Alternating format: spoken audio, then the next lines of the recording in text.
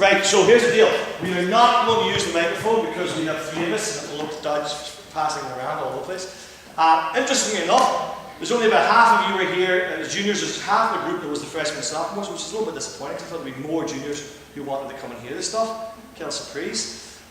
Quick introduction to who we all are. Darren Gallagher, the head coach of College of the Holy Cross Women's Soccer Program, former employee of TPS, very, very good friend of the club. Is here as our special guest tonight, as our college coach expert. So Darren will talk specifically about the communication to college coach piece, but he may also jump in. I've asked him to jump in if he feels there's areas that he would like to comment on or add his knowledge base on. Will be very useful. Steve Canonis is the College Placement Program Director, so that's what we're calling the college process, like CPP program, College Placement Program.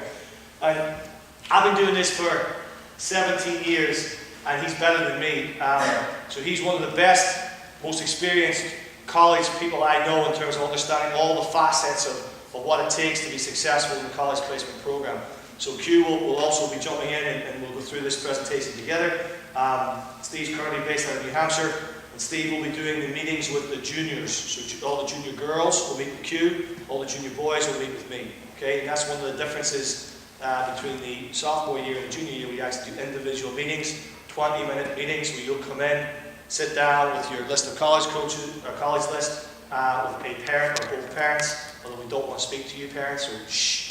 We want to speak to the players, and we'll go through that in a more specific situation. So this is a general conversation. That meeting will be coming up. That information will be going out very soon on those dates. Off the top of my head, boys I know are December 13th and 14th. The girls, you're still figuring out. So that's who we are, and I am Peter Bradley, the Director of Coaching for Global Premier Soccer. And again, my college knowledge goes back to being part of the Renegades program, playing in the W League back in 1999, and starting to develop relationships with college coaches back then. The club has obviously grown a lot in the last 14 years, to a point now where we have a lot of college connectivity across the country, not just on the East Coast, but also in the Midwest and also on the West Coast. And a lot of that connectivity is based on us being honest and acting with integrity when we talk to college coaches about you.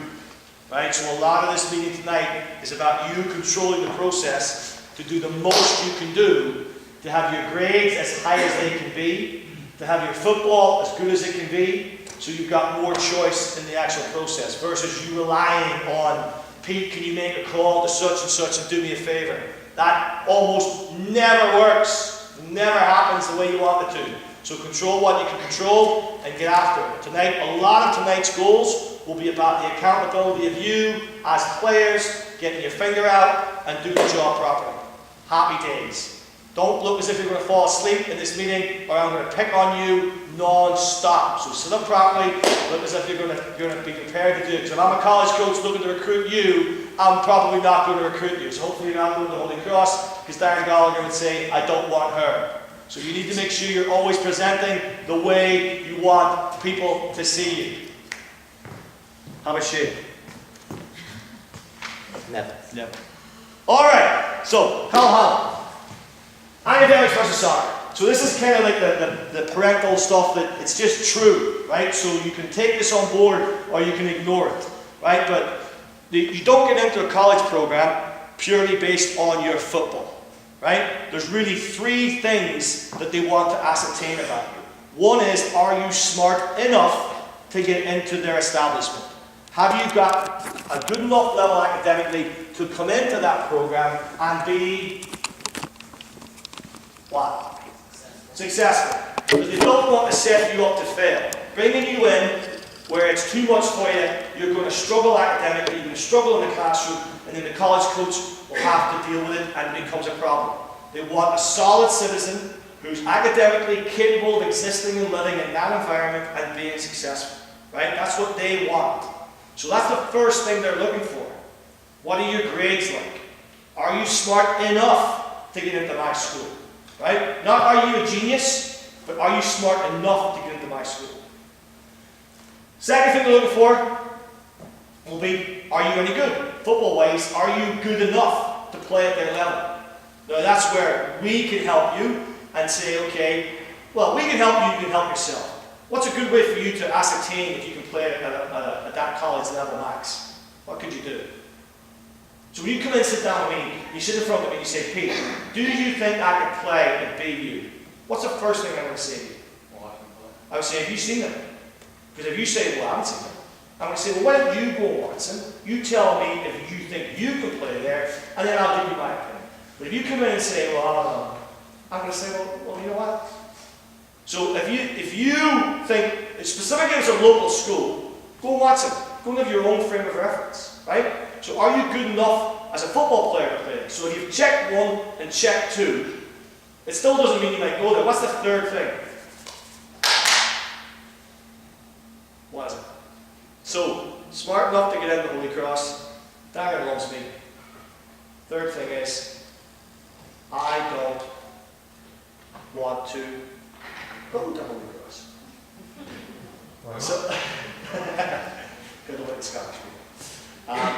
So I could be a right fit for him academically, I could be a right fit for him football-wise, but for whatever reason, I don't want to go there. So the third thing you have to establish is what? Where do you want to go? Why and why do you want to go there? Right? And the third thing is, the third thing you can control, because that's a communication piece. You can show your desire of going there by how you communicate with them. The typical teenager, 1 email, 9 months out, all done. All set. Darren loves me. I sent him that email 9 months ago, we're all good to go. Right? And it doesn't work that way. Right? It doesn't work that way. You've got to show a consistent approach, and you have to communicate. One of the lads used to when I was a sophomore, and he was in Lexington, and they did a report in the Globe today in Lexington. And he came up to me and he said, Coach, my name was in the paper today. He said, do you think I should send it to college coaches? I'm like, absolutely not. Do not send that out. I said, they would see you in the paper. Do you think that would be a good thing? He was looking at me going, you're taking it, right? I'm like, yes, I am. Of course you'd send it out. Of course you'd send it out. Right? You're in the Boston Globe, you're in the paper. It's a great reason for you to send out stuff about yourself. I saved a puppy last Tuesday in school. I was in the local news for saving a puppy from a burning tree. Absolutely brilliant. Send it out to the college coach. Coach, I saved a puppy.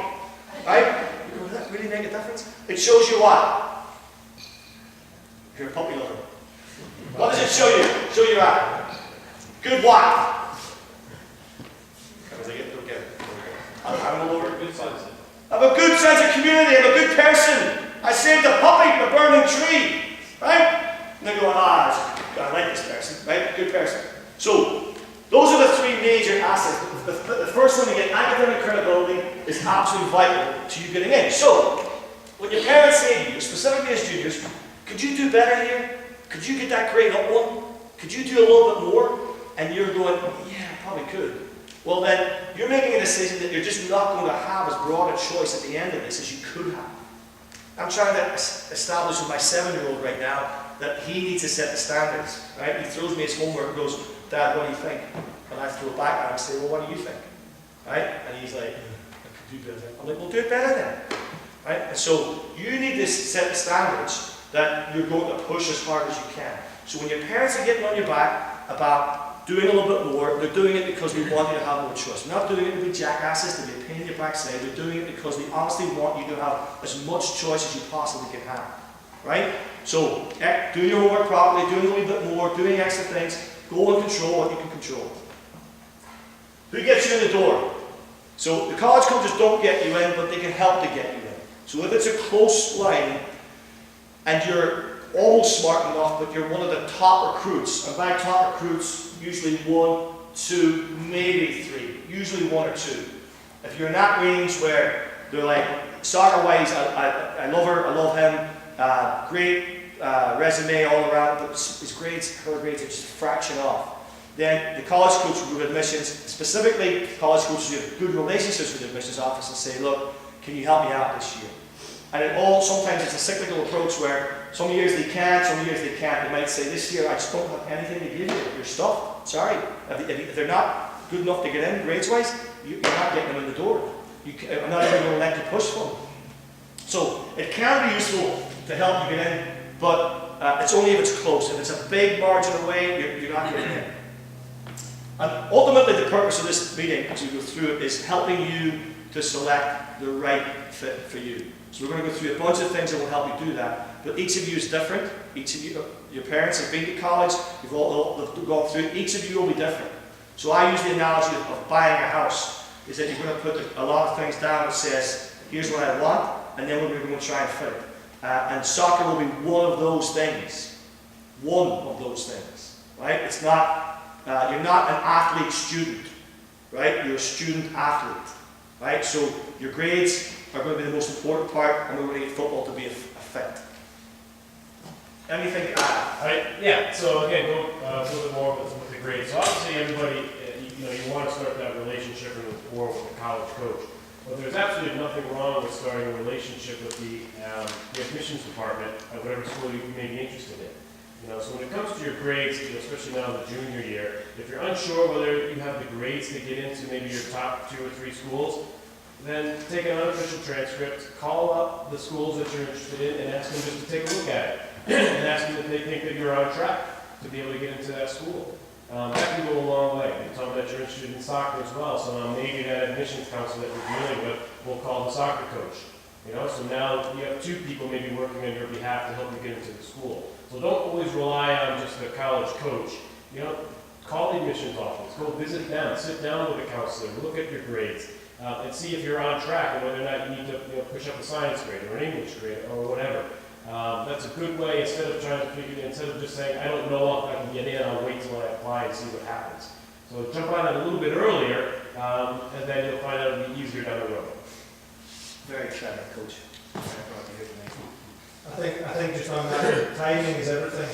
If you're looking at an Ivy League school or a Holy Cross school, and you're online and you're looking at what a typical student would need to get in there, it can be a bit misleading. We can certainly assist and support your application, is the correct terminology for it.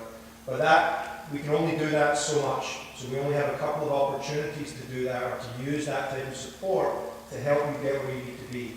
So if you come in very late in the process, the likelihood of us being able to support your application gets less. So again, being punctual and getting things started early, and making sure you get those visits done early, and the communication is good from you to the college coaches early, is going to heighten your chances of having your application be supported by that particular program. Right. So my personality and the way I've always tried to lead my life, which I take from my mum, has always been glass half full. So when we talk about the college placement program, you see it in your faces right now. Looking at all the players, we all sit there going, oh my God, it's like being at the dentist, right? I'm sitting in the dentist right now, and he's talking about stuff that's kind of scary because I have to make some decisions. I have to think for myself, and I just don't want to do it, And you want to turn to your mum and dad and go, can you not just decide for me? And it's like, no, they can't, right? So embrace this process, embrace the whole thing, and you'll enjoy it far more, and you'll get far more out of it, right? Where if you sit every step of the way, you fight every step of the way, you make excuses every step of the way, it's going to be really long, and you're going to have screaming matches with your mom and dad, and you're going to end up in tears about stuff. And you're going to say, I don't believe you, just get off my back, I'm working as hard as I can. And they're going to go, you only did a half an hour tonight, homework. That's all I have time for, because I had to pick a dress out, and I'm playing the U17 Bulldogs team. That's really wrong. No pick a dress. Okay? So, move on. Knowledge is power. Accountability. What can you use to figure out what you want to find out about the school? Internet, fantastic. We all know how to use it. You can find loads of information on the internet about the school. Not just the basic information. You can now dig into what food they serve, all sorts of stuff that you could just tap into the internet to find out. So there's no excuse for any of you not being able to do your own research on the internet. Other things that you can do to get a feel for the school might be what? Visit. So go and visit. Now, you can go for an unofficial visit anytime you like, right? And we're in a college-rich program area, so you can go and just go to a school. And you can go and knock on a college coach's door, and if they're available, you can speak to them. There's no rules to stop that, right? So unofficial visit is you going whenever you like. And I would strongly suggest that you go and do that because it gives you a tangible frame of reference for some different campuses, right? So go and explore some. And again, that requires you to be organized. So we might be driving right now, heaven forbid. Some of you may not be. So you're going to have to organise your schedule with your mum and dad's schedule to say, can we take a weekend and go and visit some places? It's not just as easy to say, Mom, Tuesday, Dad, let's go on Saturday to go and visit these schools, because your sister has to go to her ballet class, your little brother has a soccer game, there's stuff to be done, right? So you have to be planned, organised, and prepared to actually make it happen. How else are you going to feel for the school? So go for an official visit. I'm going to pass it on to one of my esteemed colleagues to talk about the official visit. It's the only way that you're really going to know that you belong. It gives you an opportunity to come in, take a class, and stay that night with one of our players, and just get a feel for the culture of the school. I think it's important, and really gives you a chance to spend some quality time with the team, whether it's over dinner or whether it's recreationally at a game that night. Spending the night, I found the following morning when we speak to our recruits when they leave, it really has sealed the deal for them. They get a chance to watch our team behave away from the watchful eyes of the coaches. And it paints a more honest picture, I think, of the chemistry of your team, and the suitability of you as a player. When do they do it? When are official visits? When do they happen? They typically happen, unfortunately, they're happening a little bit later now. I think it's a good idea to have one in your junior year. As many as you can. Initially you go for an unofficial visit, sit down with the coach, have a meeting with the coach, potentially have some players come in, and then that really sets up whether or not you like the school, and if you feel it's a good place for you, then the next step is to organise the official visit. And certainly, you want to do as many of those as you can. And there's rules now, can help you out here. Division 3, you have as many officials as you want. Division 2, there may be a limit, I'm not sure. Division 1, it used to be 5, it may have changed, but it's 5 is the maximum number of official visits. The thing with official visits, and Darren and I were speaking this afternoon on the way here, and I don't agree with this, but it's happening, right? Is that if you're interested in going and playing in a top program, specifically a top Division 1 program, the timeline for being selected is happening earlier and earlier, right? And I disagree with it completely, because I don't think even now, a lot of you know what you want to do.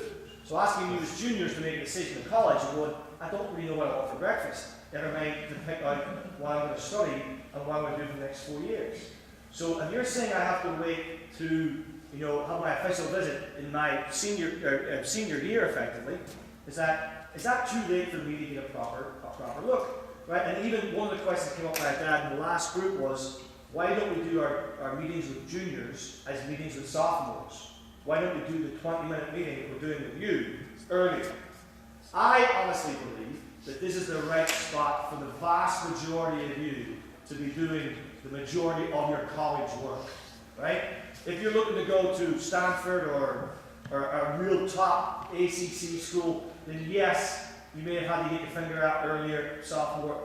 Even as ridiculous as it sounds, even freshmen, some freshmen get recruited. If my daughter or son was recruited as a freshman, I have a tough time saying yes, go and take that verbal commitment. Because that's all it is, it's a verbal commitment, right?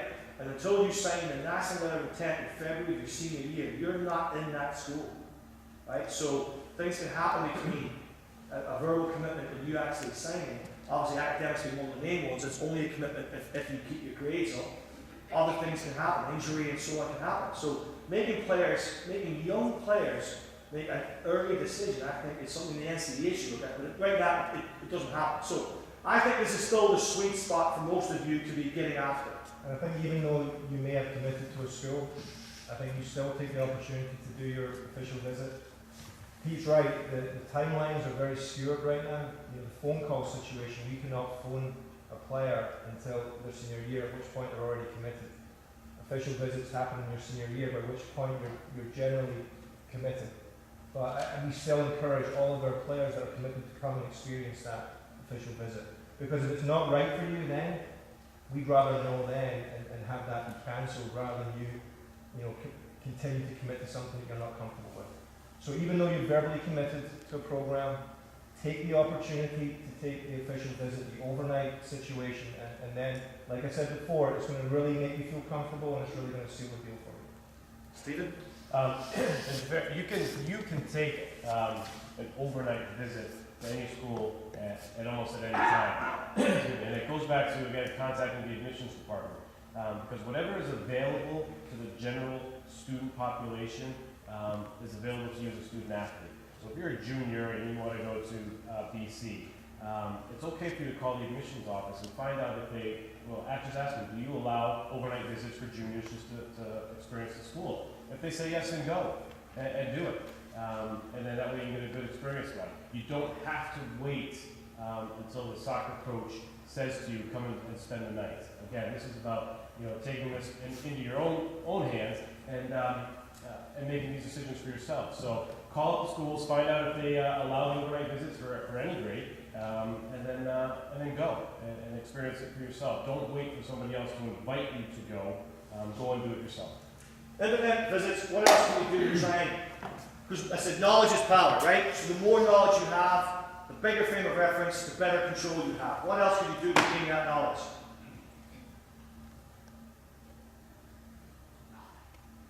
Dentistry. What else can you do?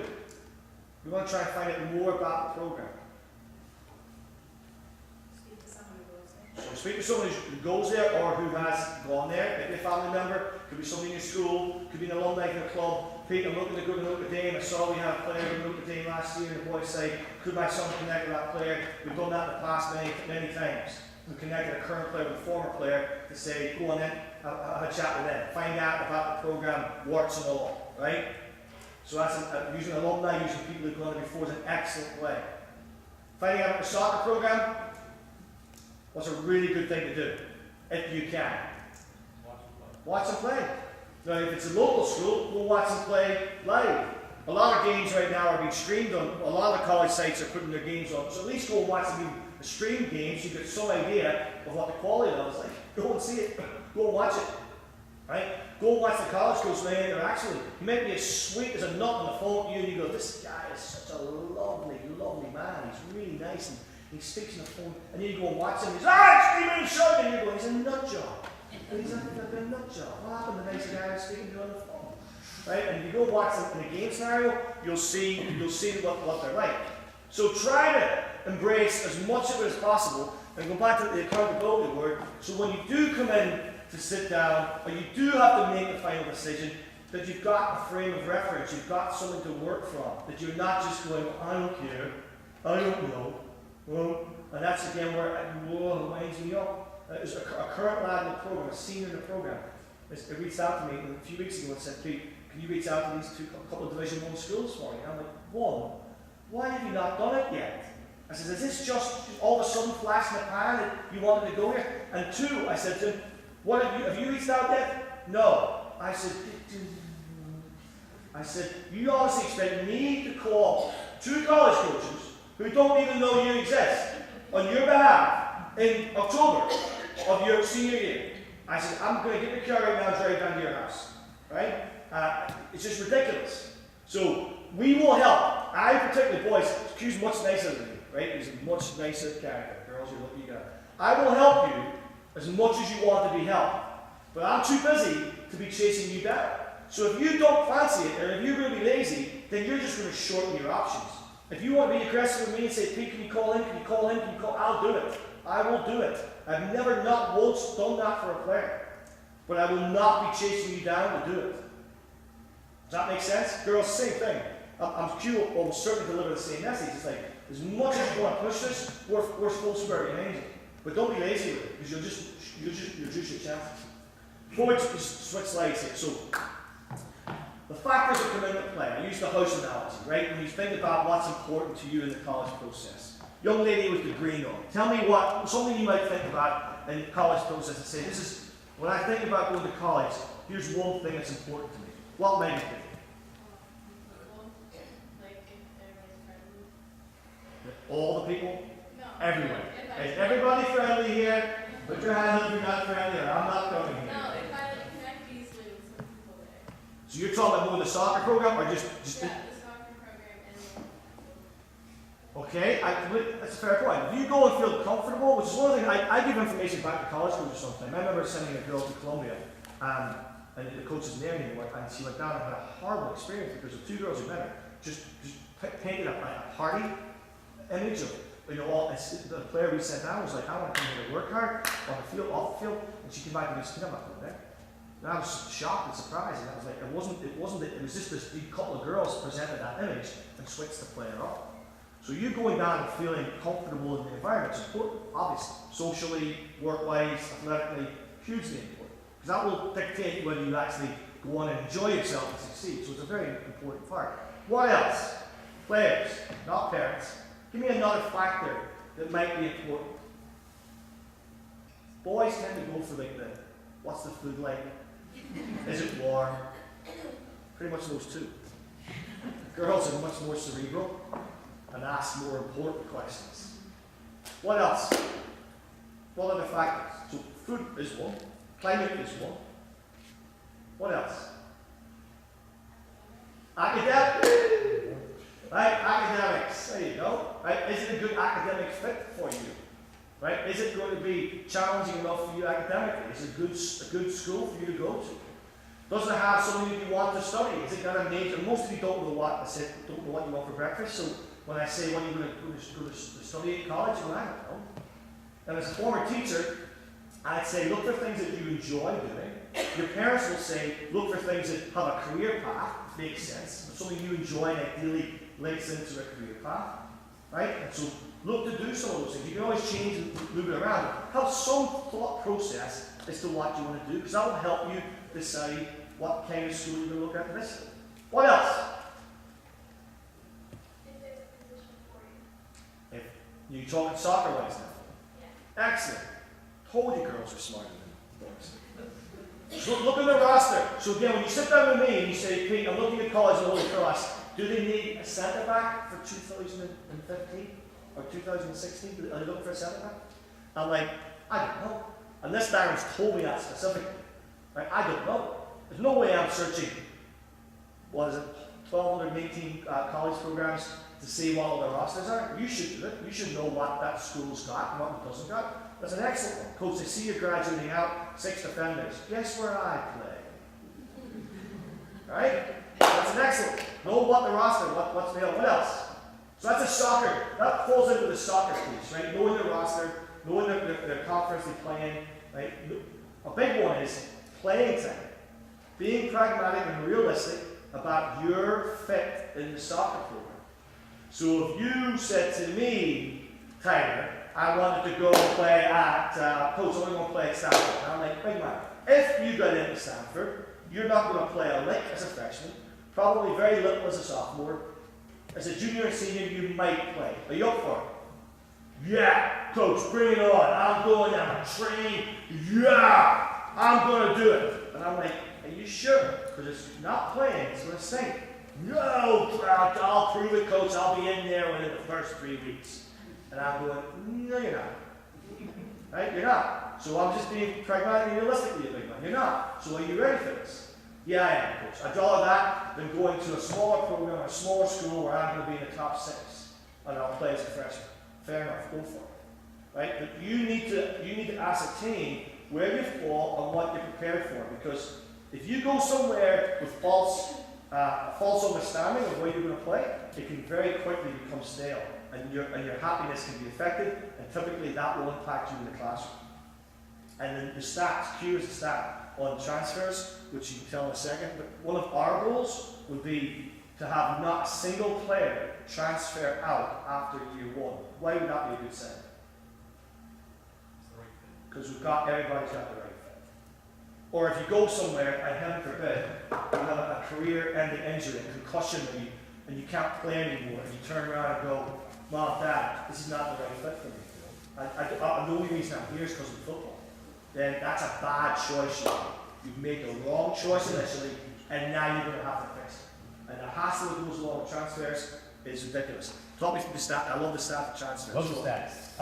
So the stat is 33% of all freshmen will transfer after their first semester. Okay?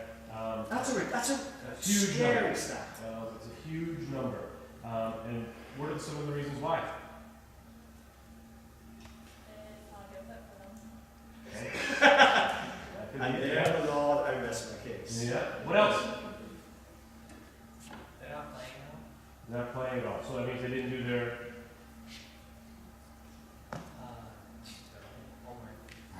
homework. Cheat sheet. Yeah. What else? It's too hard. It's too hard. Yeah. So again, it's still, it all boils down to did you do your due diligence and your research. One of the big ones that they found, one of the reasons, is because of relationships. They went to the same school as their boyfriend or their girlfriend, you know, because they're in love. And they have to be together. And nobody knows our love like us, you know? So they follow each other to school, they get there after the first 3 days, and I start to wander, they break up, and all of a sudden they can't stand looking at that person, and they have to transfer. Or they follow their best friend, you know? And then anything can happen once you get to school, because it's a whole new life, a whole new world.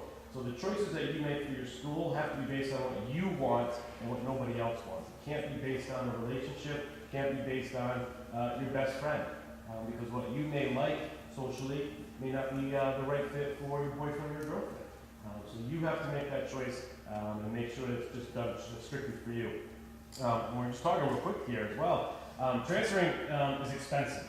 And it's very expensive because if you end up leaving after your freshman year and you transfer to another school, your grades may not transfer over. Your credits may not transfer over, which means that you'd have to retake the same classes that you originally took, which is now your parents are spending the same amount, more money for you to take the same class. And then transferring, there are some schools that will not give financial aid to people that are transfers. Okay? And then that can really hurt. And Holy Cross is one of those schools. So we want to make sure that you really do find that right fit for school because it will ease things down as far as the finances go, and it will make it make it a happier place for you. Okay, stop slide, Colin. So these are some of the things we just discussed: academic level, academic offerings, location, right? So where is it in the country? It's about 90% of our players over the last 10 years stay within a 4 to 6 hour radius. Our players tend not to go Midwest or West Coast, right? They tend to stay local. Or rather local. Size of the school, is it urban versus rural? Climate, I mean, nobody said cost. The cost is becoming astronomical right now. You have to research financial aid packages. Again, if you're playing because you're expecting an athletic scholarship, then you're foolish. It's such a small piece. It's hard to get, and it's such a small element to actually get after that it can come into play, but you can't be banking on it. There's much more chance of you getting an academic scholarship than there is an athletic scholarship. But the cost of the programs right now, it's frightening. It's scary. The soccer program itself, which we're going to talk about in a second, and then we talk about the playing thing. So those are some of the factors that you need to weigh up. And for you, it might not be, you may put them in a different order, but when you're doing the research, I would almost have a little checklist. So when you come across a school, you go tick, tick, tick, tick, tick. That's in my A pile. Tick, tick, cross, cross, tick, cross, tick. That's in my B pile. Right? And then as you move along, the ones that have all the fits that you want, hopefully that's in a 10 to 15 school range. And you're like, right, these are sweet spots for me. These fit what I want. Now I have to make sure, one, my grades are good enough, and two, the football coach wants to try and get me in the door. And that's where the process works. When that happens, when you go, great academic fit, great football fit, school I want them to go to, happy days. Right? That's the whole purpose of the placement program. So, Yeah, I think it's also worth mentioning that there's some schools out there that meet 100% of financial need, which means when you do the FAFSA forms and you submit your tax returns, some schools will be obliged to meet 100% of that. And at a school like Holy Cross, where it's going to be pushing $60,000 when you guys come through the door, it becomes very, very important. So there's lots of different systems out there in terms of how schools work with financial aid. But I think that's certainly something that you should, be researching. $60,000, $250,000 after you. I think there's only 10 schools left in the US. Division 1 programs that are need blind is the terminology. Other schools can ascertain your need let's say $30,000 and choose to give you 20 and have you take loans out. The idea with Holy Cross is that we don't want our students, when they leave, they walk out our gates after 4 years, having major loans. So it's a nice thing. What's your number of scholarships right now at Holy Cross is, what's your number of athletic scholarships? It's 9.5. And the girls program is 14. 14. 14 is the number, the highest number you could have. And on the boys' side, it's 12. No, boys' side it's 11. 11. Okay, so that's athletic scholarships. That's the number of athletic scholarships that you give out over the span. That's total aid. For us, it's important to mention that it's total aid. It's not, we can access financial aid and we can use this 9.5 as a soccer scholarship sprinkling. It's total aid.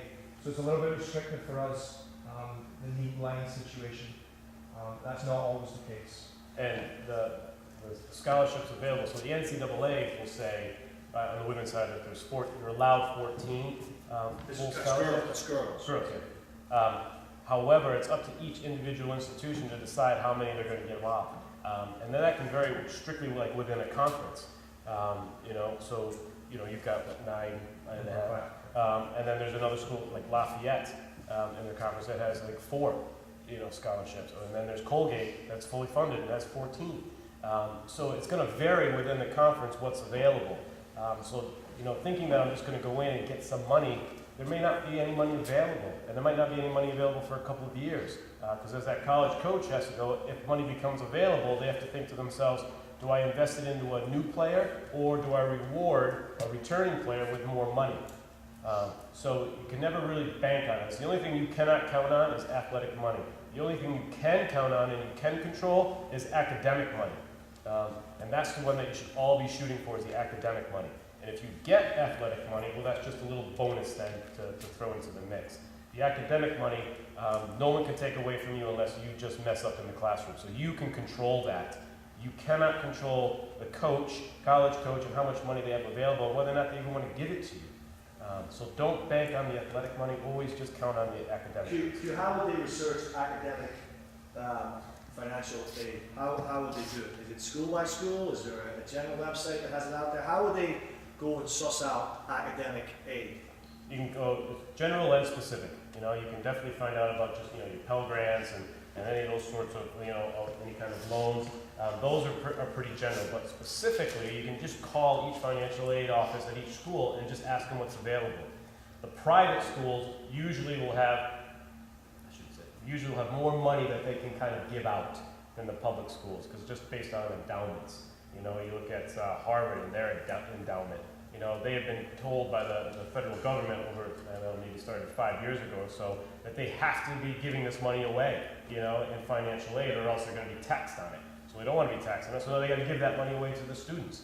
So they'll come up with all different types of scholarships that maybe you fit into.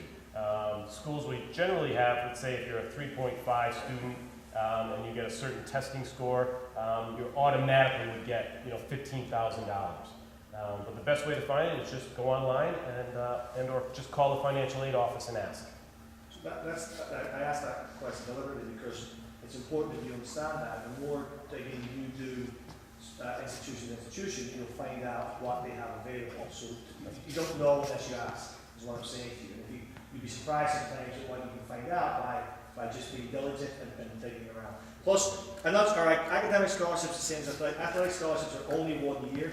So they're only allowed to be 1 year. They're not, right? So that's the way it's done. Well, now that's changed.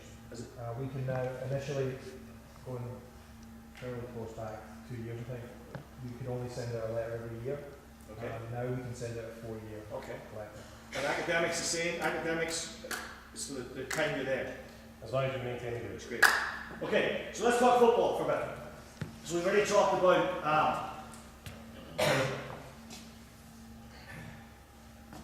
I have to wait 2 seconds for my. Sorry, Carol. So let's talk football. We've already talked about roster strength, and you've been able to research that, right? And you also can go and look, see what they're like, right? We talked about coaching staff, going to watch them actually physically coach, interacting with them, finding out whether they're a good fit for you. What else would you want to know about the program from a soccer perspective?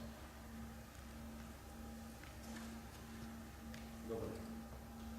freshmen and sophomores are far more energetic than that. You just have to watch it. Their schedule. Their schedule. So okay, you can read from this if you wish. So looking at the conference, looking at what they play, looking to do a lot of travel, I mean, okay, what else would you want to ask as a football player? I had a boy who was, must be a junior now in college. And he didn't go to the school who were recruiting him most heavily because they said to him, we're going to play you as a centre forward and our style is extremely direct and our plan is to, as quick as all get out, our plan is to get a little bit back at the defences and get you onto it.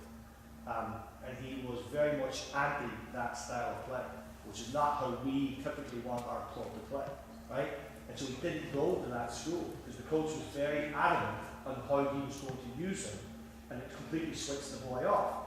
Because the boy was very technical, he was quick, but he said, I want to be involved in what?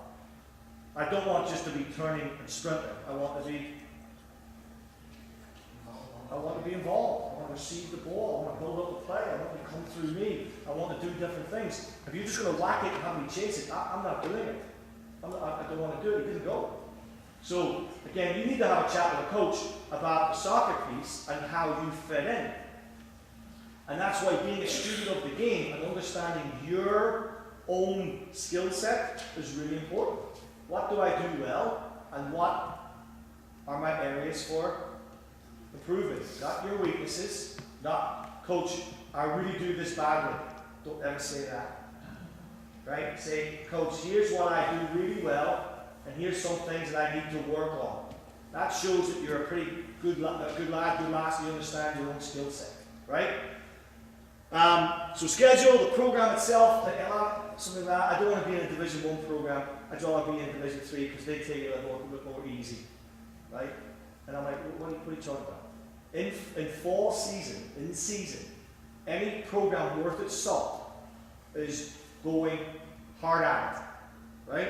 The difference will be out of season, where a Division 3 or a Division 2 might be slightly different to Division 1 in that they're not doing as much stuff outside of season. Maybe your travel isn't as hectic, right? I don't want to look at that schedule. They travel 7 times. They're flying to North Carolina. They're going, I don't want that. Right? I draw more of a local schedule. When we get into the playoffs, fair enough, we won't travel there. But I don't want to impact my academics by being all over the place. But when you're in the fall season, you're going to be expected to be switched on as a football player, or else the program you're going to isn't very good at all. Right? So that's an important thing to understand. There's no differentiation in the fall. Key specifics there, we can use our players 20 hours a week during the fall season. Well, really for about 3/4 of the season we can go 20 hours, the period over winter where it tones down to 8 hours. We don't generally take all 20 hours, but it gives you an idea of how committed you need to be to your craft and your sport. It takes a lot out of you, and especially in the fall season where it's very intense, where you're playing 20 games in a 3-month spell and you're training 6 days a week. 1 day off. So you need to be buttoned up and organised. Yeah, you need to. Well, certainly at a place like Holy Cross, and that's always one of the questions I get is, how do these doctors to be, that are doing pre-med, how on earth are they able to manage, 20 hours a week, a rigorous athletic schedule as well? And the answer is they're very smart. They found a way to get in there, and they've been doing this, for probably the previous 6 years. Playing at the club level and managing trips away and tournaments, and so by the time they get to us, they're ready. But it is a change, and it's a bit more intense than you've been used to. And not just intelligent, you have to be super organised. You have to manage your time. And you're going to go from structured to unstructured. You're going to go from situation players where your mom and dad will get you out of bed in the morning and say, "Wake up!" Right? To a point where no one's going to tell you to wake up. Right? And if you don't get up in the morning and go to class, it's down to you. But your parents will be pissed off if they find out you're not going to class, right? But ultimately, you're in that situation going into those 4 years where it's you to make it happen. So we want to make sure you're prepared to go in and succeed, right? And say if it's 20 hours of soccer, you need to make sure you're managing your time super duper well, or else something's going to get you. So, and then the commitment level from you and from them. So, what do they have in the program? Is it you're a goalkeeper? Do they have a goalkeeper coach? And what's their programming? And when you speak to the college coach in your conversations, be prepared to ask those questions, right? Be prepared to say to them, what do you do? What style do you play? What system do you play? I see you've got a roster of 24. How do you manage your roster? Right? I see your conference is this. I saw your toughest games with this. Have a conversation with it about soccer. Why? Why? Why is that useful? Or is it useful? Why is that good? Lady in the blue. Young lady in the blue. What? They always look around. Why would it be useful for you to have a conversation with a college coach and talk football? See if it's a good fit for you. So one, to ascertain if it's a good fit. What else? See if that's a style of play that you like. Still, back to number one, good fit. If we're having that dialogue, what's it doing? What's it showing from your end? If you want to play, or you're interested.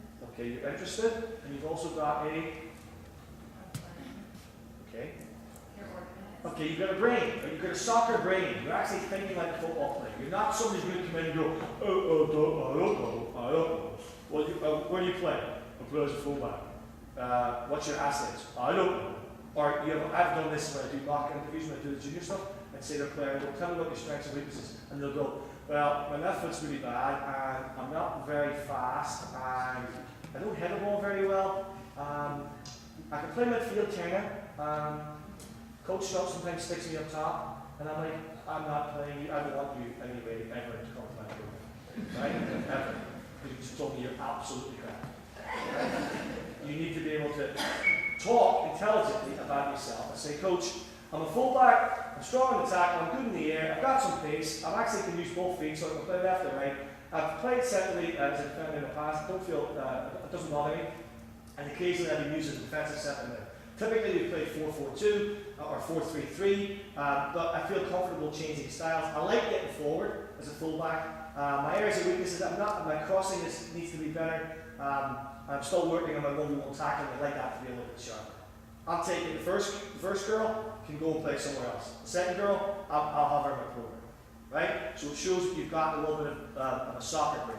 Hey, just on that, once we've identified you as a player, I think that is the single most important thing that persuades me that I want you to play for our program. Because generally there's a lot of players that have your skill set that we're looking at, and it becomes very, very important, your personality, and the personality that stands out, and how we can see that personality fitting into our program and our team. So that conversation, I know Pete's joking about it, and it is critical to the process. So going back to the knowledge is power things, make sure you come into that conversation armed with information. Right? You don't have to check every box, but you have to be able to converse. And make sure that you sit down, and I'm looking to converse with you, that your parents aren't, carrying you forward in that conversation, and you're answering with one word as you go through. So think about that and be prepared. And small things are important things. So when I go into his office, right, and I come in and say, Coach, it's nice to meet you, it's Peter Bradley, but the handshake is firm. I've made eye contact, right? I haven't come in and gone, hey Darren, nice to meet you.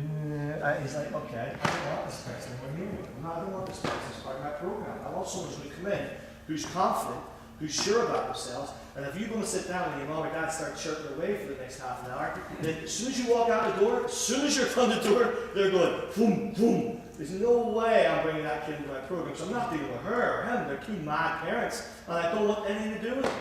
Right? And even though that kid may be decent, I don't want to deal with that.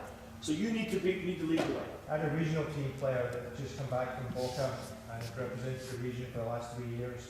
Super excited about this player.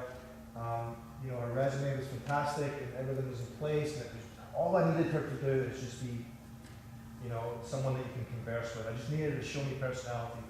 And she sat at the end of the thing. Her parents just chatted to me the whole time. Her head was down like this. She wouldn't even engage me with eye contact. And immediately I'm walking out the door, I scratched her. We can't take a chance on that type of personality coming into the team. So as good as she was, and she would have been an impact player for us in the field, I questioned how she would fit into our team and how our team would perceive her. I think so.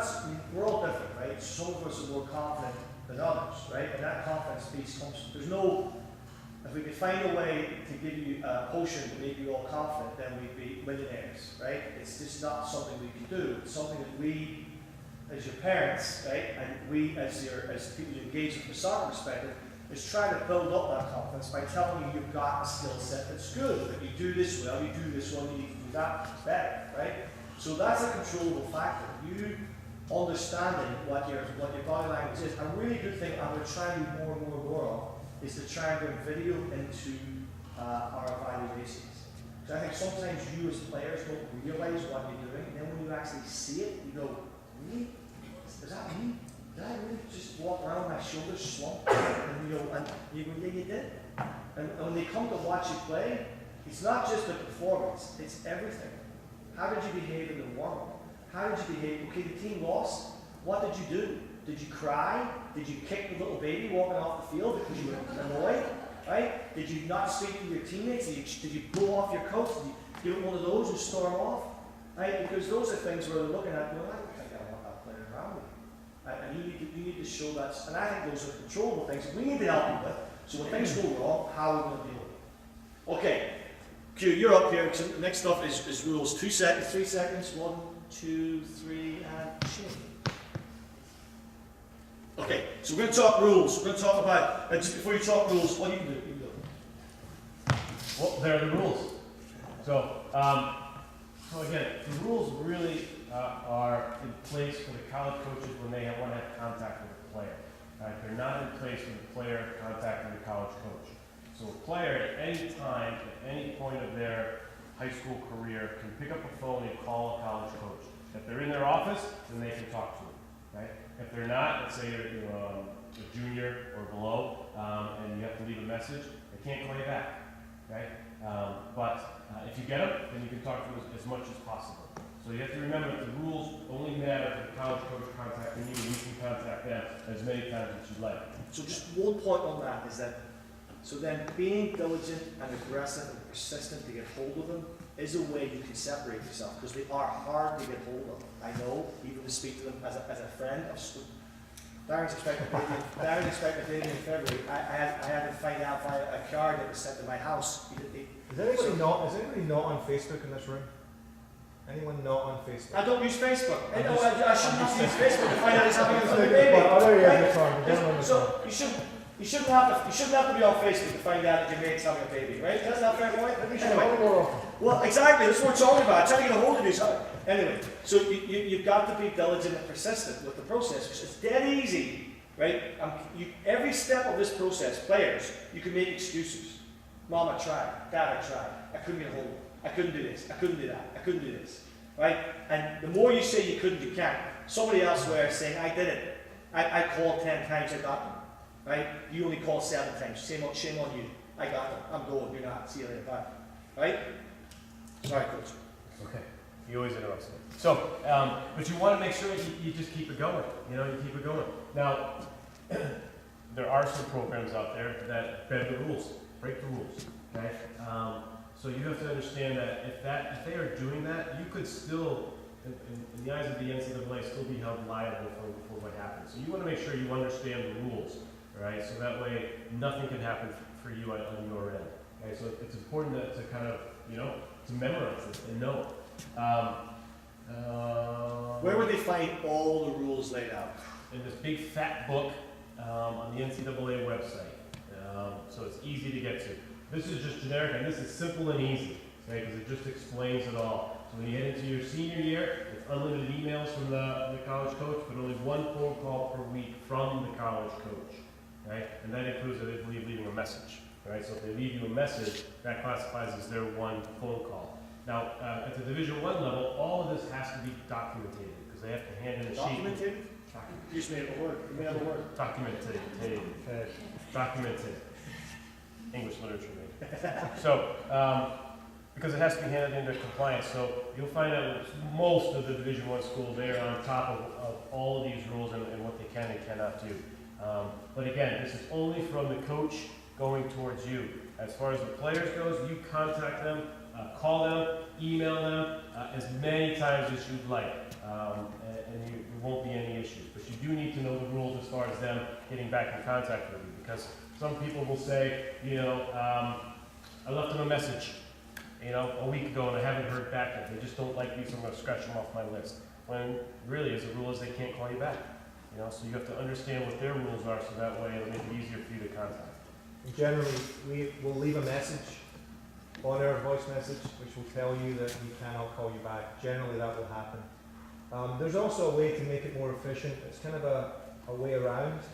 If Pete had a player that he was very excited about and really thought it would be a good fit at Holy Cross, Pete can call me and say, hey, this player's going to call you at 2 p.m.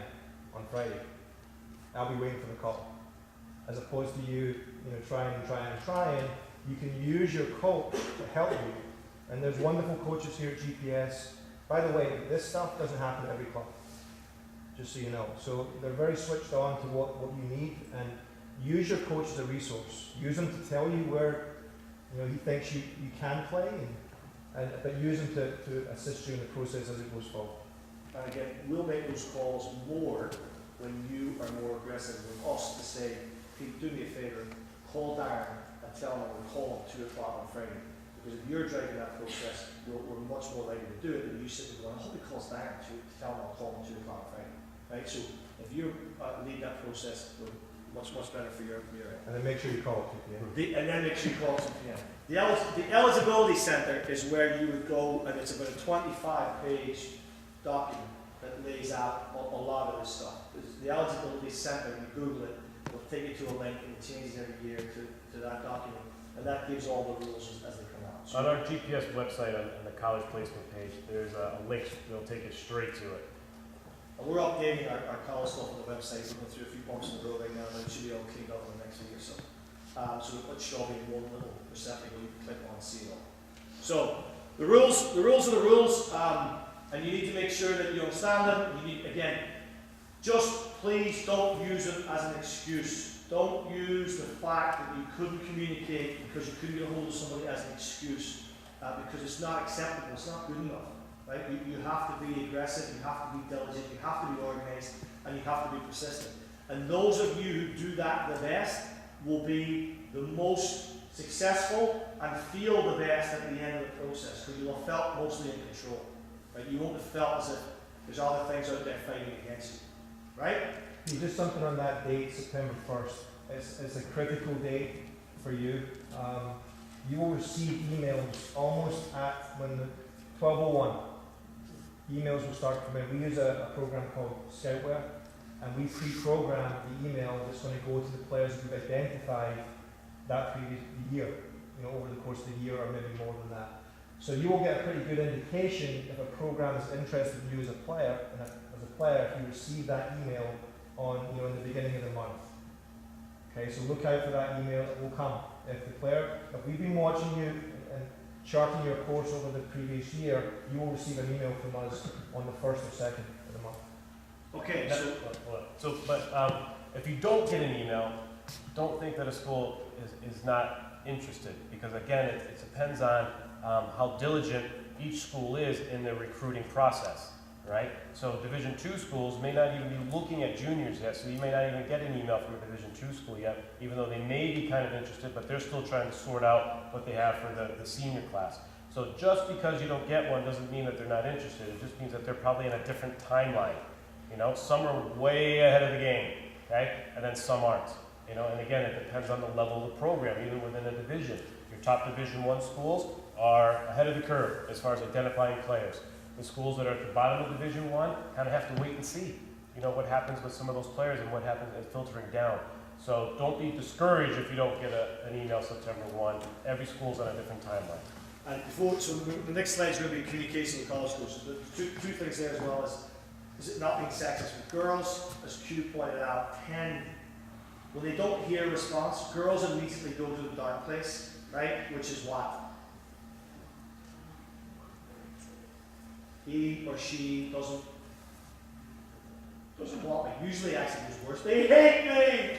And you go, no, you don't know, Mom, Dad, they hate me. And they go, well, how do you know they hate you? You said, well, you don't respond. Oh, no, I just know, I can tell they hate me. So you have to go through the process. Second one is frequency, right? The other, coach, how many times should I contact? How many times should I reach out? I don't want to come across as cynical, coach. And I'm like, fair enough. So then let's go with, a couple of times a month, right? But not once every 9 months, right? That's not good enough. So we're 1%, right? So you're going to communicate with them on, like through the high school season, every couple of weeks on how the season's been going. Scored 3 goals this week, team just made the playoffs. I was in the Boston Globe on a report, right? Did something really class at school, was part of a band, we went to a concert in New Orleans. Something it's, right, oh, here you go, here's a reason to reach out. So, but again, if you're not doing it, if you're leading it and saying, oh, I can't be bothered, then somebody else is and they're separating themselves out. Okay, next slide. 3, 2, 1. Right, Darren Gallagher, this is why I'm buying you a cheeseburger and a glass of orange juice. It's all of you. How to contact a college coach. Okay, so, I mean, we've covered some of this stuff, so we'll go over again. Being organised, I think that was something that we began with, is really important. That you gather as much knowledge as you can. You don't put your eggs all in one basket. You should have your reach schools, certainly the schools that you think that you can get into as well, and have that list be around 50 schools. And that's okay. It's okay to have a collection of Division 1 schools, Division 2 schools, Division 3 schools. I have news for you, there's Division 2 schools out there that can handily beat Division 1 soccer programs. So it's not always a reflection on soccer. It's more on the size of the school. But you should certainly have as many different options as you can. And then as the months and weeks go on, you can whittle those down and take those visits, visit those schools, and that's going to allow you to have the knowledge you need to narrow your search. I'm not sure what this one means, Keith. Smart email address. So if you've got an email address that says maxcottrell@partyboy.com, you should probably change that to an email address that's a little bit more professional. You'd be surprised at some of the email addresses some of the kids have, and you're saying, are you really, you want to be taken seriously as a student athlete for that program? Change your email address. It does happen, actually. And now I know what it means. Be persistent. Don't just send an email out and sit and let it resonate for 3 or 4 weeks. Get a response from the coach. Find a way to get a response from the coach. Find a way to get them on the phone. Find a way to get to that school. If you drop into the school, take the college tour. Drop into the office, leave a note for the coach. Say, hey, I was here, Coach Gallagher. I'm sorry I missed you. I'm going to call you on Friday at. Be specific and be organised about how you're going to communicate to that college coach. How many student athletes would pop into your office unofficially on an annual basis? How many would you see who would just show up unannounced? Any? Yeah, we do. We get them. The college tour, we run a very successful college tour, so they'll come in with their family and then they'll find a way to stop by the office and leave a note. Not as many as it should be. I think it's a great opportunity to go there. You don't need to have set something up with the coach. Go there and see the school and figure out if it's something that you really like, and then set that meeting up. And if you're there, go and stop by. It shows initiative. Again, it's you being a little bit aggressive about your future. And to me, it's impressive. If somebody's taking the tour and they want to stop by and they've got the courage to knock the door and sit down and converse with the college coach, I think it really tells me. So again, let's be specific then. So they knock on the door and they come in and they meet you and they come in with their mum or their dad or both. What happens? So literally what happens? They come in, they sit down, and what do they engage? Do you engage? What do you talk about? I mean, these are some of the things I tell them sometimes and I don't think they believe me. Yeah, no, I think it differs. It really, again, depends on how prepared you are. If you're not prepared for that meeting whatsoever, it's probably not going to go well. If you're prepared for that visit, I may see the coach, he may be in, I'm going to go on this tour, but I'm going to have some information in front of me, so if I do knock Coach Gallagher's door and he invites me in, I'm going to be ready to go. So I think it differs. We've had some kids come in and they've been wonderful and they've carried the entire conversation, and the moment they close the door, I say to my assistant coach, she really impressed me. The way that she carried herself, the information that she knew about her program, the direction that she wanted to go in academically. She knew what she wanted out of her career. It's not always the case. Holy Cross is a liberal arts school, so you have a bit of time to figure all that out. But if you're confident in who you are and you're comfortable dealing with an adult at that young age, I think it says a lot about who you're going to be as a collegiate student. And also, So you haven't seen that girl, right? So after that, so that girl's reached that, you've seen her stuff, and you think, okay, academics, but after that meeting, you still haven't seen her. That meeting is going to drive you Absolutely. to go and see her. Right? You're putting in your notes.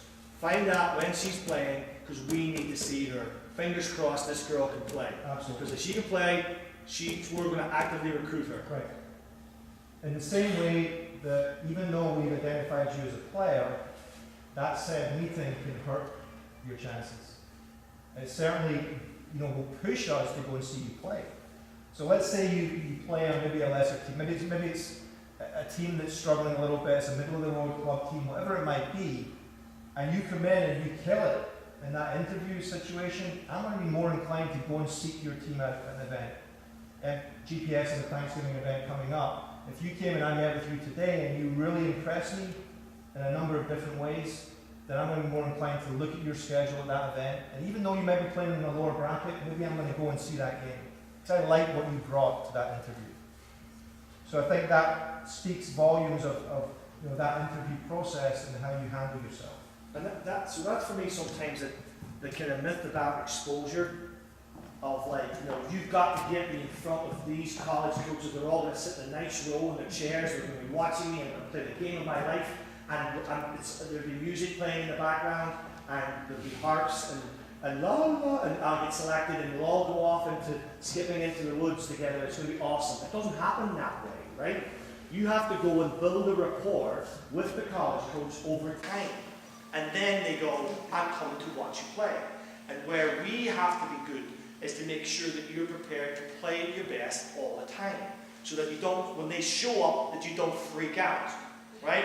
And go, oh my God, he's here to watch me. Oh no. Now you've got to go, right.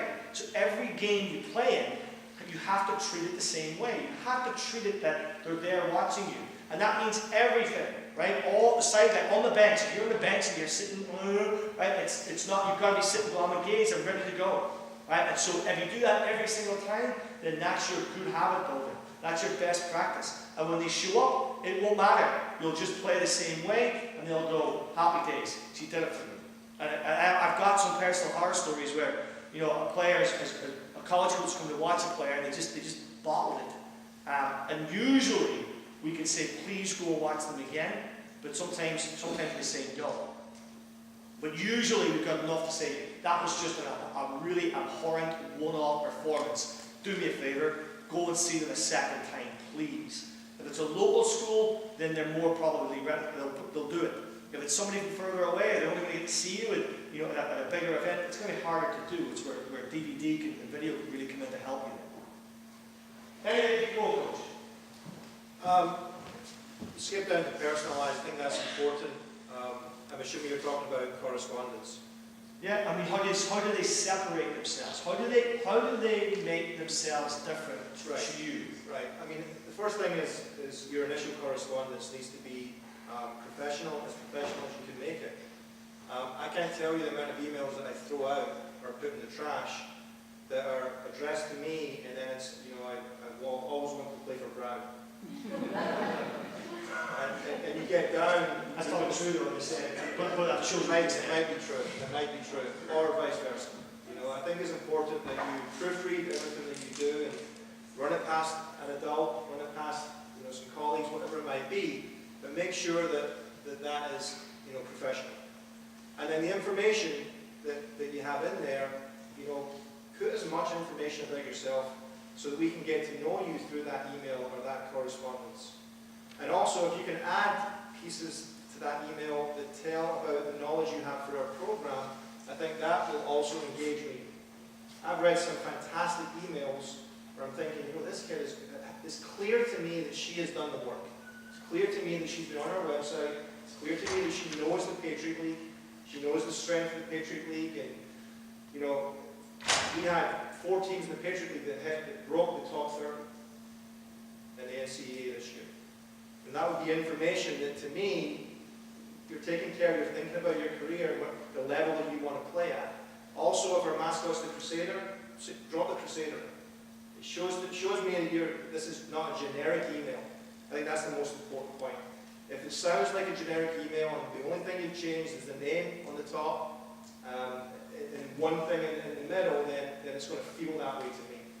So make it as specific as you can to Holy Cross in our program. Dear Coach is a no-no, right? Dear Coach is it's just so impersonal that they won't take it on, right? So, Dear Coach Gallagher, and then know how to spell his last name. It's not an easy. His name is Brown, and much easier to spell his name right, right? If you spell his name wrong, probably not going to take to it too well, right? So, make it personal. It takes a little bit of time. If you're going to cut and paste certain things, then be smart about it. Cut and paste with brains, right? Because it's a surefire way of getting yourself in the trash can, right? Some of them are looking for excuses to cut their recruiting list down, and you being dopey is one of the ways they'll do it, right? They won't even get to see you because you've not earned that right. It's about, again, we always talk about it, it's separating yourself from the rest of the pack. And the story that I always tell was when I was a college coach, I received a VHS, this was back in the day of VHS. VHS, Coach? VHS, yeah. So there's no DVD back in my day. I got a tape from a recruit, she was just introducing herself, but with the tape was a bag of microwave popcorn. And I said, Coach, I hope you enjoy my highlight tape. So right away, Is it a violation? It's borderline creepy. Right on the edge. Well, right away, I just dropped everything I was doing in my office, like popped the popcorn, put the tape in, and I watched it. It was fantastic, and I recruited her. And she ended up playing for me for 4 years. So, and that just separated her from every other tape that I had received, that week.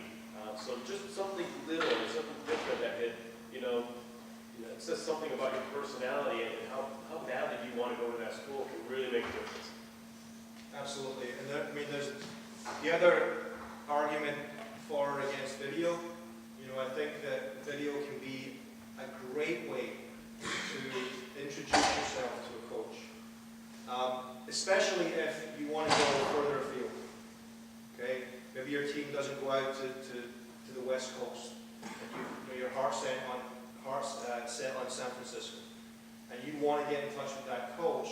I think getting video and sending that out there may alert that coach to you as a player, and may interest him on the next time he's over the East Coast, stopping by and catching one of your games. There's no kid I've ever known, or there's no program that ever recruited a kid just on video alone. I'm sure they're out there, but I think they're always going to come and validate what they've seen on video. How are you live in person? What's the competition like? What are the conditions like? I think that's always important. But if you are looking further afield, I would recommend video. And then, so Carol, we'll segue into you right now. Carol's our partner in this venture, and he'll talk about his company. But Carol used to work for us, and he started a company which does this particular set of skills of videoing, and he does it very well. He does all our stuff for our professional development. And again, this can be a very useful medium because we get this question every year. Should we do it? How do we do it? What's the cost implications? So we have someone now who we trust who does it very well. So, Coach, you're up even though you didn't shave. No. So I run a company called Precision Soccer Video Analysis, and we create college recruitment videos for high school aged kids. The purpose being, as Coach Gallagher said, is to give you an opportunity to get in front of coaches and to show what you're capable of as an introduction. We also offer the full game package as well, whereby the stuff we use, the footage we use to create your highlight video, also gets put online as a full game package. So if a coach is interested, they can immediately go and watch you in a full live game before they have to travel and commit to going to see you in person. It does give you an opportunity to get in front of coaches that you might not normally have the opportunity to. It does give you a chance to impress, but bottom line is if you can't play on a consistent level, however good your recruitment video is, it's not going to allow you to play at that level. We do also give you the opportunity to be analysed on your performance, and we will give you a 100% honest evaluation of whether you are capable of playing at the levels that you might aspire to. But all of this is kind of in tune to get you in front of people and to give you an opportunity to get into a school that you are academically good enough for and that can help you progress in that department. So we have information at the back on the back banners there. That there's business cards and flyers, which has more information for you to take away with you. And feel free to email me with any questions. Thank you, Carl. And if you are going to pose a question. For the coaches, would you rather see a spectacular whole game than a shot play or a highlight reel? I think a highlight reel certainly will reel me in. Part of the fun, we'll definitely get me interested, and then, you know, I'll probably look beyond that. I think that would be something that I would definitely look to as a secondary piece to it, or go to a game. You know, if I really couldn't get across to the West Coast, and you were presenting me with a 90-minute game, I think it would give me a better indication of who you are in the context of 90 minutes. I've heard some players that come back and said college coaches asked for 90 minutes. Now, the college coaches I know, right, are busy people, right? And watching a 90, I can't even watch Manchester United play 90 minutes, right? Or my favourite team, and I can't get the time to watch, so I have to fast forward through the game just to get through the game.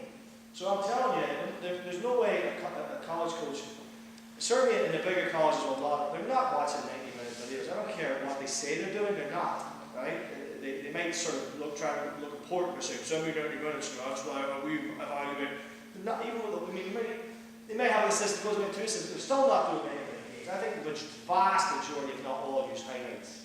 The research we found is that based on the highlight video, they'll then watch you in a 90-minute video based on that, especially if they can't get out. Because it saves them the travel time and the commitment to go to maybe one tournament where there's only 2 or 3 kids that they want to see there, as opposed to a tournament like the Thanksgiving one where they might watch 20 or 30 kids. Right. So it could be a catalyst, that's a fair point, it could be a catalyst, the highlight reel, to go back and say, right, let's go, we didn't get to see him or her live, let's go and really analyse that 90 minutes. But they're not watching it from scratch. I think we watch players typically 3 or 4 times live before we make a decision on them.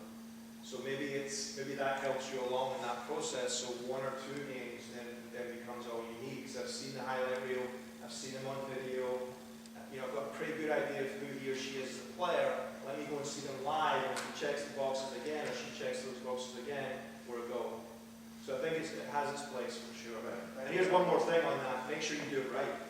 I have a great story about a buddy of mine, Mark Reeves, who was the then assistant coach at St. John's. Great program. He's now the head coach at Bradford. He watched the video, which was poor. It wasn't really a highlight reel. You couldn't really tell who was who in the video. They ended up recruiting another kid from that person's highlight video that stood out. You know, and that's a true story. They reached out to who's that kid number 10, and couldn't find out who he is. The other kid was lost in the shuffle. So make sure that you do it properly, and if it means spending a few more dollars to do it right, I would suggest you do it. I've seen some belters. I've seen some with a player, you know, when starting the highlight is the player out their backyard keeping up his other knees, you know, and smashes the ball in a little small sided goal with their mom and goal. You're like, all right, good, Sonny, thank you. All right, so then, well, Darren, finish this off, because then we've done some timeline. We talked about being aggressive. You know, the introductory piece being, again, obviously going on the website, putting yourselves on the database, reaching out through the cover letter, some kind of connection, phone call, you know, in-person meeting, some way that you can separate yourselves and go, right, I'm interested, here's who I am, here's where I am academically, here's where I'm a soccer player, here's where I'm interested in you. Follow-up is making sure that there's engaging follow-up, so you don't want to come to watch the play. Now you've gone to watch the play, you've gone third time. Again, from my experience, one of the things, again, female players are worse than male players, is they don't want to get the feedback, right?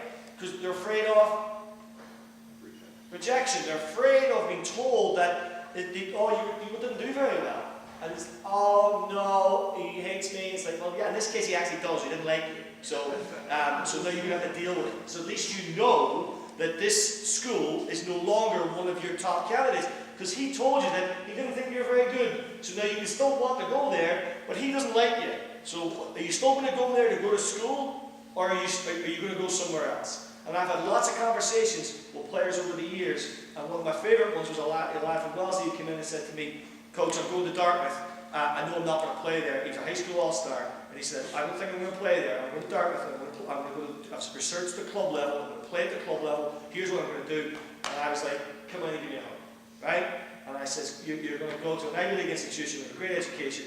Yeah, he went and played club, the club team played a regular fall season, he travelled to Europe, he did a whole bunch of things, but he realised that he probably wasn't going to play at the varsity level, right? And then fair enough, that was still the right fit for him. It was still the right fit for him to go there. And as a parent, coming away from Dartmouth with an education versus him saying I was going to go to another school where I could have played for 4 years and get a much lower level of education that wasn't the right fit, I'd have been devastated. And it sounds ridiculous. If you all said to me, I want my kid to play college ball, that's all I care about. All I care about is if they play collegiately. I think we can have 100% if you play collegiately. I honestly think that. But I think in 90% of the cases, maybe more, it would be a shocking fit. Right? And you'd go, yeah, I play collegiately. But this is nothing like I wanted. This is not what I wanted. Okay, so then the closure, how do you give your feedback? Well, I mean, once we've gone to see you play, and you know, you love the school, we love you, and everything, sunshine and roses, then we need to do an academic read. You know, so we would gather all the information, and this can actually happen somewhere in the middle as well, when we gather that information, so that when we do see you play again, you know, we're able to go ahead and make the offer. But we do the academic read, it goes up to admissions, and they figure out whether or not, you know, you're a good academic fit for Holy Cross. That I spoke earlier about, if it's earlier in the process, we have the ability to support applications at different levels, if that makes sense. The later, if you come in as a senior, at the Division 1 level, that's probably not going to happen anyway. It needs to be much further ahead than that. But you know, that's really important, that we do that read and that you're fit. We also then need to do, and this is particular to Holy Cross, a little bit different with the need blind, and we have to meet 100% need, we have to do the financial aid. And we submit all those forms, and then they tell us what your need level would be, and what we would need to give you as an institution for you to come to Holy Cross. And then we put that package together, if everything is right, and we present something to you. And it can be as early as in the beginning of your junior year. You know, we do a lot of our, and this again, it's Division 1, so it's, and I don't agree with it, and I know it's a pet peeve of Pete's, how early the process is, because how can you really know as a freshman what you want? You know, and that can change over the course of the years, which probably ties into all these transfers that we're seeing.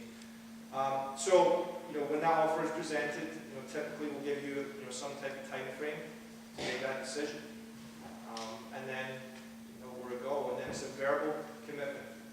Very important, it's a verbal commitment, and it's dependent on you maintaining the success that we have bred in the classroom. So you can't just say, oh, yeah, I'm committed now, everything's great, and then take your foot off the gas and then pull out a couple of B's or C's that don't tie in with your profile as a student. That would change things for us. And that will go all the way through until you sign the National 11-10, which is in your senior year in February. So that's the process as it pertains to Holy Cross. And that is the closure piece. And then typically you have a year and a half to keep your end of the bargain. Any questions on that, players? Anybody got any specifics on that piece? I think sometimes that's the hard part where you go, I don't know what to do. I mean, if he's watched me play, or she's watched me play, can I be aggressive and going to ask for information? And the answer is yeah, I would be going after it. And most of us are very, human nature is we're typically harder on ourselves than anybody else, so you always think we played worse than you actually have. So you always go, Mom, I can't make that call, I was terrible today. And your mom, your dad are going to say, no, you weren't. You were fine. And regardless of how you feel, you need to get their perspective. Because otherwise we can't move forward.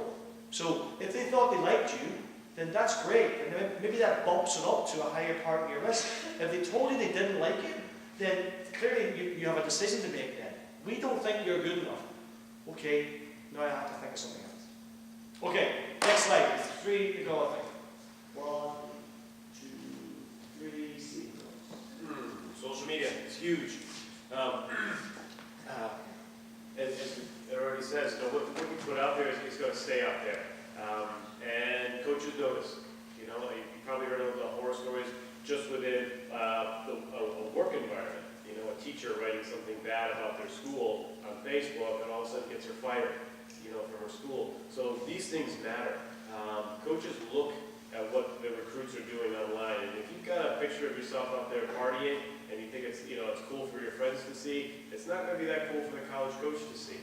You know, and those things stay there forever. Okay, they stay out there forever. There's no getting around it. So you have to be more mature about what you do. When we were growing up, we didn't have to worry. Okay, there was no such thing as a cell phone camera or Facebook or Twitter or any of that stuff, Instagram. So Pete got away with pretty much murder. I didn't party. I was working all the time. I was doing the homework. Yeah, but it's tough now for the kids. And even if you're not part of that, let's just say, you know, you could be somewhere not doing anything, but if it's a party and you're just sitting down minding your own business, and your picture is part of that, then you get lumped into it. And then it all comes back to haunt you. There was a story probably about a year and a half ago. One of the NESCAC schools, either Bowdoin or Bates, they were having, I invited all the, it was seniors. So seniors in high school could come. They were going to spend 3 days at the school. They just get to know it and see if they really like it, and, you know, spend the night and all this sort of stuff. And there was one girl that throughout the whole weekend kept sending out on Twitter, this, you know, some of these people here, they just look stupid and dumb, and, you know, oh my goodness, they're not as rich as me, and just slaughtering everybody. And somebody from that admissions office came across all the Twitter, and when she applied to the school, they denied her based on that. Okay? So you just never know. You absolutely never know who's watching and what and who's looking at what you have out there. So just be smart about what you do. Or own the consequence. I mean, it's if you do something like that, then you're going to have to live with it. I mean, it's something that, you know, I tell my 7-year-old right now, you do this, you're going to have this happen. It's just, if you do this, then something bad stuff will happen. So if you choose as a young adult to do things like that, then you're going to have to deal with the consequences, which might be not getting into the school you really wanted to go to, or getting into any school that you wanted to go to. So we really, and it sounds a wee bit parenting, but you need to really manage that piece of it really closely, because sometimes you can get people who will drag you into areas and situations that are going to impact you down the line, and you have to be super careful. And there are even some college programs, and I'm a coach here, that will restrict whether or not their student athletes can even be part of social media and what they put out there. And again, it's just very, very important. So again, when you're sitting in front of a college coach, ask them what their policy is on the social media, and what the consequences could be if something goes up there that's negative to the school. And tell them that they shouldn't just use Facebook as a communication medium, that they should use other forms of medium to let their friends know that they've had children. Moving on. So there. Alright, so be successful in the process. Research your stuff, target your schools, communicate effectively, get your evaluations, get the feedback, evaluate the feedback, right? Because you have to then think, because you might say no. They may come after you, and you might say no. And the one that I would ask you as a GPS player is, if you disengage from a college who's interested in you, disengage professionally.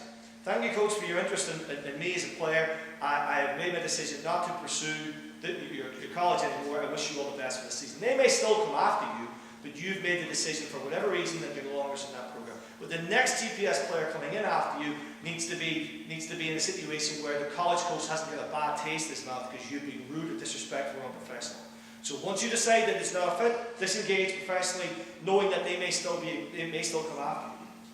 And hopefully, it would be great if all of you are in a situation where there was half a dozen schools all chasing you down. Because now it can be hard, but it means you've got some choice. Well, and a good rule of thumb is, especially if you're going to say no to a school, if your only communication with that school is going to be an email, then it's okay to send an email. But if you've struck up a conversation, you spoke a number of times on the phone to that college coach, then you owe them a phone call to let them know that you're not interested. If you communicate, again, the reality, don't suffer from teenage edge, don't suffer from being dopey. Second last slide. Coach, put on this sports source. Sports source. So, hopefully, for all of our juniors, we've got a pretty good handle on schools that you want to go to. What the sports source offers is, it says here, 24/7 access to all areas of college planning. And that goes from financial aid to resume writing to just researching schools. biggest thing that they have is the matchmake program. And basically what that is, it's a really big search engine. So what you would do is you go in, you put in all your grades, your academic testing scores, anything you'd like. Then they're going to ask you a boatload of questions. Where do you want to live in the country? What do you want to study? What size school do you want to go to? So you're going to answer all these questions, and then you can pick a division of what NCAA Division I or Division II or junior college or NAIA schools. And then it'll spit out to you all the schools that match your criteria academically and socially. And so, especially if you really don't know where to look for schools, this is a good place to start because it will give you a broad range of schools that will match you academically and socially. It will not match you athletically. And then that's what you can come back to the club and say, look, you know, Bowdoin fit into what I'm looking for, size of school and what my grades are.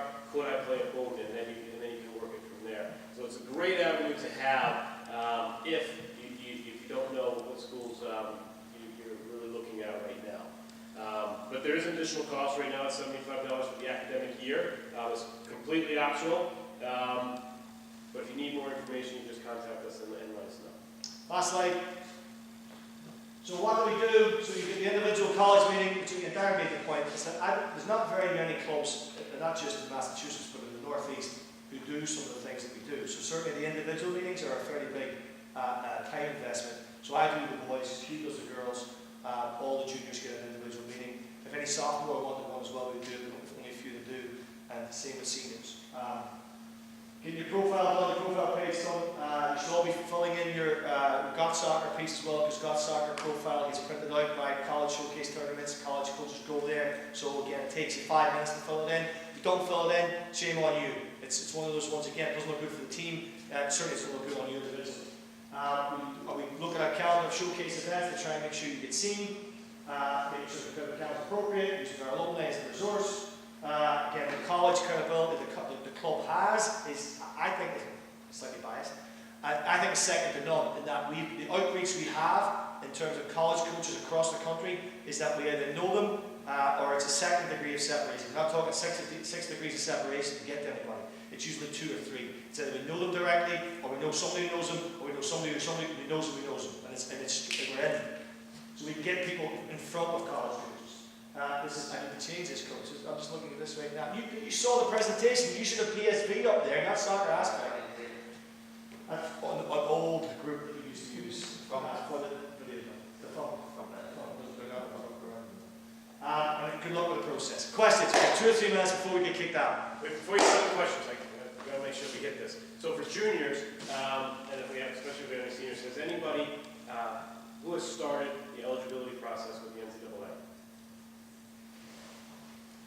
Good. 1, 2, 3, 4, 5. If you have any aspirations of playing NCAA Division I soccer or Division II soccer or NAIA soccer, start the process now. Okay? Because what it's going to end up happening, you won't get cleared through it until you end up your senior year. But if you wait too long to start the process, then you end up at the bottom of the list. Okay, so it's first come, first served. So if you wait until, well into your senior year, after you pick the school, we're talking about spring of your senior year to start the eligibility process, there could be a good chance that they may not get to you until September or October, and now you've missed the boatload of the season because you haven't been cleared. So all juniors should start the eligibility process now. You won't finish it, we'll just send you a number, but at least you started the process. Good point. One thing, Pete, on the showcase events, I'm assuming that everyone here, being a junior, has sent their schedule out for the GPS event. This event is one of the best events on the East Coast. There's 2 events I would consider, the marquee events. The news event down in Long Island and this event. There's going to be a lot of college coaches that come to this event over Thanksgiving. So make sure that you send that information out immediately if you've not done so, and send it to a number of coaches. You should be on that website every other day looking to see who's signed up for it and who's going, and then you're starting that process and you're continuing as you go through. And then if there's any changes, this is a great way to show that you're organized. Any changes to schedules, make sure that you're on that and you're updating the college coaches that you want to see there with any game changes or anything like that. And also, if it's a local school that you want to attract, send them your league games. It could be that we may not get to see you at a showcase event, but you know what, you're playing over in in Marlborough at 4 kicks on a Saturday when I'm free and I can get down there and catch a game. So make sure it's really a full competitive calendar that you're sending out, and that you're following up every other week or every week with those coaches to see why they were or weren't there. Or don't do that, and the whole purpose of this meeting is you either do or you don't, right? So if you do it, you'll have much more success. If you don't, then you won't, right? So the accountability piece is really the major message of tonight. Questions? You get 2-3 minutes. So I know you guys are talking about when you introduce yourself to a college coach, maybe like something hybrid. I was wondering how long do you guys It's a great question. Typically something. He said, how long should the highlight reel be that you send to a college coach? Between 3 to 5 minutes. Hello? Between 3 to 5 minutes. Between 3 to 5 minutes from our resident expert. And I have a question, as his mother, I have a question on top of that. Oh, you can't have 2 family questions. I'm sorry, Stacey. Well, I just want to know how important is the video? And I guess I would ask you guys, what percentage of the students, what percentage of applicants do you see that send you a video? It's a high percentage. It's a high percentage. How important is it? Sorry, how important is it? Will be if they're not going to see you live, it's really important. They're not going to see you play. If they're not going to see you play, it's really, really important. If they're going to see you play, it's obviously not as important. But it still can be very useful as a tool, right? So, Let's say for example, there's a kid that plays in Pennsylvania, plays for Penn Fusion, and they send me an email, and here's my resume, and here's a little highlight reel, and here's where I'm going to be. I'm going to be a PDA this week, and I'm going to be somewhere else. I look at a couple of things. I look at the caliber of team, the caliber of club. I look at the event itself, and that will draw me in. Generally I watch the video if it's 3 minutes. Why not, right? And that will, that can really help. Sometimes it can hurt. I'm not going to lie. Sometimes it can hurt. Maybe it's not what I'm looking for. That's why, number one, the video should be done well, and it should really highlight your abilities as a player. I'm going to have to work hard. Make sure that you're not showing me passes that are not being made. If you consider yourself to be a midfield player, make sure you hit the points that you need to hit, and you excite the coach enough to come and watch you play, and then it's down to you. And are most of the videos that you're watching professionally made, or are they made by? Well, yeah, generally the ones that are professionally made, you feel immediately on click and play, you feel like you're going to get something out of this video. It's very clear to me when it's not professionally made and it's bad light, you can't see the player, you switch it. There's no point putting yourself through that. So I think lighting, the angles, all those things. It's mom and dad in the background saying, oh, well done. Oh, he's awesome. I love him. He's awesome. Look how cute he is. Oh, everybody threw up on A themselves. little arrow is important. You know the arrow? Yeah. That's important. What else we got? Good question, Tyler. Anybody else? For anybody else? Yes, Mom. How important is it to fill out the work screen form on the website? It's important. I would do it. Because it's just another point of contact. Right? So now if you fill it out, they'll have it in your database, but you're also sending your resume, and you're still calling, you're still doing all of those things. It's just another point of reference to reach the college. Covers your bases. There's no reason not to do it. And just so you know, I'm immediately alerted when someone fills out a questionnaire. So if we're looking at a kid and all of a sudden I see through email that she's suddenly taking time to fill out a questionnaire, it just adds a little bit to it. Okay, so thank you for coming, because the fact that you're here in the first place already sends a message out that you guys have shown a little bit of oomph to be here, right? So players in particular. So thank you for that. And then as you go along the steps of the way, parents, players, the club will help you. So if you ever had a block, we'll help you, right? So don't be afraid to reach out. But ultimately, it's down to you being aggressive, being organised, and being as diligent and as accountable as you can. Thanks for coming. Don't leave anything behind. See you later. Bye.